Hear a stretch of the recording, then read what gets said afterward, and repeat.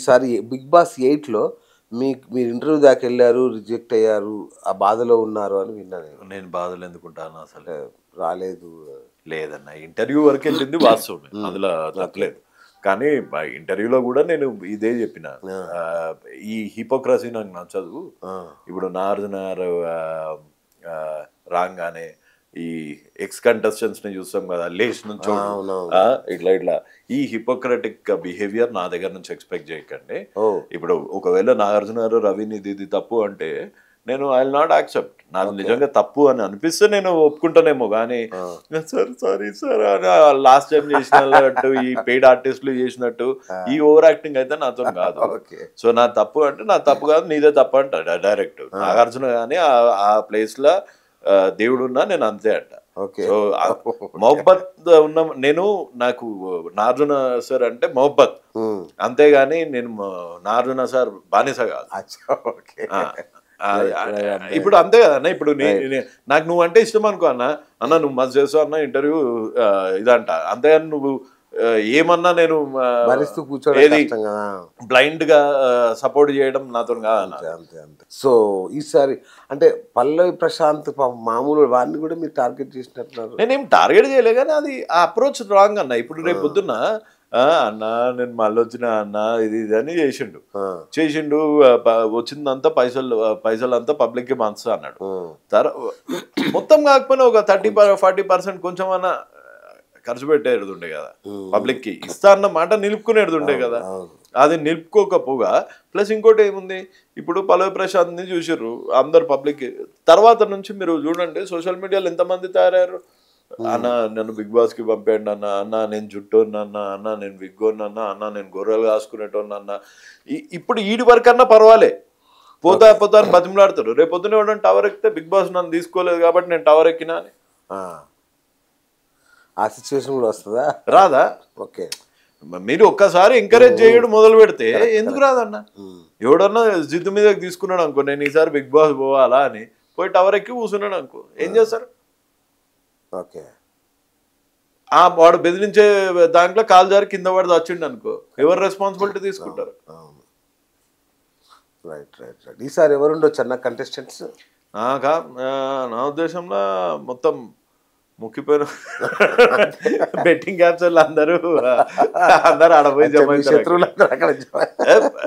నా శత్రువులు కాదన్న, కానీ ఇక నాకు తెలిసి ఈ గ్యాంగ్ నేను చూసినంత వరకు అయితే బిగ్ బాస్ లో ఇప్పుడు ఆ టేస్టీ తేజ, ప్రియాంక వీళ్ళందరూ, లాస్ట్ టైం అమర్దీప్, వీళ్ళంతా బెట్టింగ్ గ్యాంగే.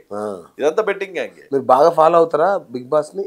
నేను ఫస్ట్ బిగ్ బాస్ 1 ఒకటి ఫాలో అయినా, తర్వాత సన్నీ విన్ అయింది, తర్వాత బిందు విన్ అయింది, అంతే. ఇక మిగతా ప్రతి బిగ్ బాస్ ఫాలో ఏం కాలేదు. ఓకే. సో ఈసారి ఎవరు గెలవచ్చు అంటారు? అంటే ఇంకా చాలా మంది కంటెస్టెంట్ పేర్లు వస్తున్నాయి కదా చాలా వరకు. అంటే ప్రశాంత్ ఆయన రీప్లేస్ చేయగలిగే క్యారెక్టర్స్ ఎవరు అన్నారు ఈసారి? ఏమో నాకు అనిపిస్తలేరు. సో ఈసారి బిగ్ బాస్ లో వేణుస్వామి ఉంటాడా అన్న? ఉండరు అనుకుంటున్నాను. బాగా వార్తలు వచ్చినాయి ఈ మధ్య, బాగా అంతా స్పెక్యులేషన్. అందరు వచ్చి రాజ్ తరుణ్ వస్తున్నా అన్నారు, వాళ్ళు వస్తున్నా అన్నారు. నాకు తెలుసు. అంటే మీరు ఇంటర్వ్యూలకు వెళ్ళారు కదా, అక్కడ ఎవరన్నా అట్లా వాళ్ళదంతా కాన్ఫిడెన్షియల్ ఉంటది. నాకు తెలిసి బిగ్ బాస్ కి వెళ్ళాల్సిన కంటెస్టెంట్స్ ఎవరు ఉంటారు సీరియల్. మీరు రైట్ పర్సన్ కదన్నా బిగ్ బాస్ లో. లేదండి, ఇట్లాంటి వాళ్ళకే అలా ఉంటే మజా వస్తుంది. మనకు వస్తుండొచ్చు, కాకపోతే వాళ్ళకి ఇంత ఈ స్ట్రైట్ ఫార్వర్డ్నెస్ వాళ్ళకి నచ్చకపోవచ్చు.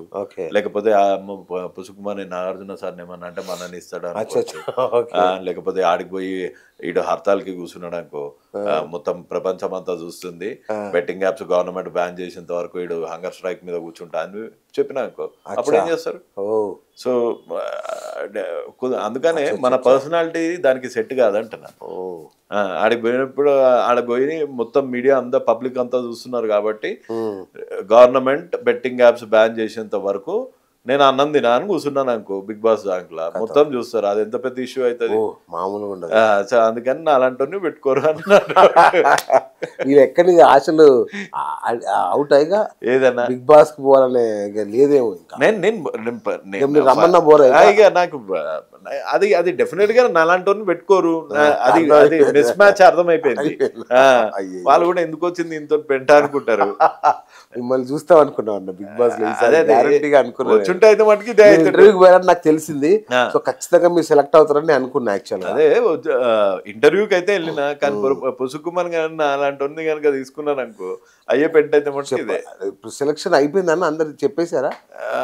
ఏమో తెలియదు అన్న, నేను ఇంకా పట్టించుకోలేదు. ఇప్పుడైతే చూద్దాం, మిమ్మల్ని వైల్డ్ కార్డులోనే పిలుస్తారు ఎవరైనా మా ఆశ. రైట్. అట్లాగే రాజేష్ మహాసేన గురించి కూడా మీరు మాట్లాడారు. ఆయన బండారం బట్ట బయలు చేస్తాను బండారం బట్ట బయలు చేస్తా అని చెప్పలే, ఇక క్లారిటీ లెస్ ఫెలో అని చెప్పిన. అంటే తర్వాత అతను సంగతి చూసుకోలేదు అన్నట్టున్నారు. ఆయన నేను చాయ్ తీసుకురమ్మన్నా అంతే. ప్రతి ఒక్కరికి ఏం రెస్పాండ్ అవుతామన్నా. ఆయనకి ఏం రీచ్ కావాలనో ఏం కావాలనో వెనకాల నా ఫోటో, అన్వేష్ ఫోటో, నాన్ వేసిన ఫోటో, అందరు ఫోటోలు వేసిండు. వచ్చి అది ఇది అన్నాడు. ముందు కూడా 4 ఏళ్ల కింద కూడా ఇదే పీకేస్తా గీకేస్తా అన్నాడు. మన పవన్ కళ్యాణ్ గారిని అన్ని స్థానాల్లో ఓడగొడతా అన్నాడు. అసంటోళ్ళతోని ఆయనతోనే ఎవరెవరైతే తిట్లు తిన్నారో వాళ్ళందరూ ఇప్పుడు టాప్ పొజిషన్ లో ఉన్నారు. నేను కూడా అంతే, నాకు తెలిసి మన పవన్ కళ్యాణ్ గారిని తిట్టిండు, సార్ డిప్యూటీ సీఎం అయిండు, నేను కనీసం ఏదో ఒకటి అయితేనే. అట్లాగే ఇంకొక ఇంట్రెస్టింగ్ పాయింట్ ఏంటంటే షర్మిల. సో వాళ్ళ మధ్య అది ఎట్లా చూస్తారన్నా, ఇప్పుడు తను కాంగ్రెస్ అధ్యక్షురాలు అయింది, దానివల్ల ఏమన్నా ఉపయోగం ఉంటుందన్న? సూపర్ ఉంటుంది అనుకుంటాను. నాకు తెలిసి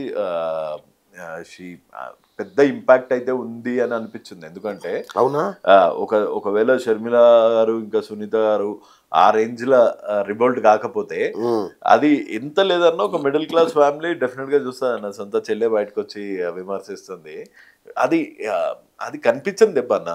నేను ఐ వుడెంట్ సే 10%, 20% కూడా వెళ్ళిపోయి అమెరికాలో ఉండడం, అది కనీసం లేదంట 1%, 2% అయితే డెఫినెట్ గా ఇంపాక్ట్ అయింది అనిపించింది. అవునా? రైట్. దువ్వాడ శ్రీనివాసరావు గురించి మాట్లాడలేదు ఏంటన్నా మీరు? ఏం మాట్లాడాలన్నా, వాళ్ళది పర్సనల్ ఏదో పోనీ ఆయన యంగ్స్టర్ అట్లా చేసిందన్నా ఏమన్నా అనుకోవచ్చు. నాకు తెలిసి ఆయన కూడా పవన్ కళ్యాణ్ గారిని ఇష్టం వచ్చినట్టు మాట్లాడిండు. మాట్లాడినందుకు కర్మ అన్నది బూమరాంగ్ అన్న. నువ్వు ఏదైతే అన్నావో మళ్ళా రిటర్న్ వచ్చి థర్డ్ అని తాకింది. సో పవన్ కళ్యాణ్ మీద ఇక వాళ్ళడానికి వీల్లేదు. నేను అంటలే, అది అది అది కర్మ అనుకుంటా. అందుకే కదా పవన్ కళ్యాణ్ గారిని అన్న నాకు అందరికి వచ్చి ఏం పచ్చగడా అన్న. అది 3 నెలలు తిరగలే, మొత్తం రోడ్డు మీద పడ్డాడు. అవును అవును అవునా. నాగబాబు గారికి ఏ పదవి ఇవ్వట్లేదు ఎందుకు? ఆయన తీసుకోవట్లేదేమో పాప. ఆయన సీట్ ట్రై చేశాడు అప్పట్లో, అది రాలేదు.